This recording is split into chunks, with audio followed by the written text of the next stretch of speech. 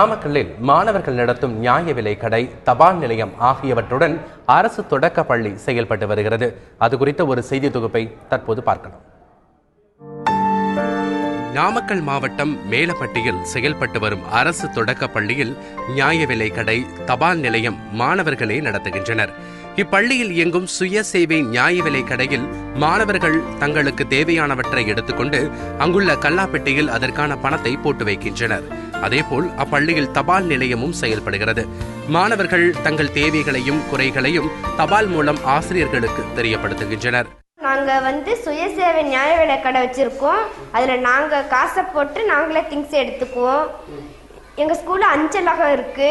நாங்க ஏதாவது வேணும்னா நாங்க போஸ்ட் பாக்ஸ்ல போட்டு அந்த குறையெல்லாம் எங்க ஆசிரியர்கிட்ட சொல்லுவோம்.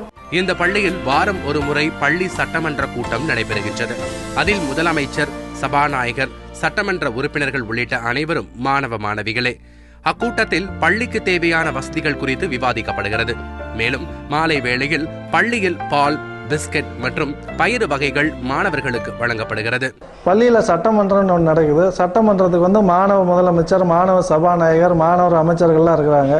மாணவர்களுக்கு ஏதாவது குறைபாடு இருந்தால் அந்த சட்டமன்றத்தில் வெளிப்படுத்துவாங்க. முன்மாதிரியாக செயல்படும் இப்பள்ளியில் தங்களது குழந்தைகளை சேர்க்க நாமக்கல் மற்றும் அதன் சுற்று வட்டார பகுதிகளில் உள்ள பெற்றோர் ஆர்வம் காட்ட துவங்கியுள்ளனர்.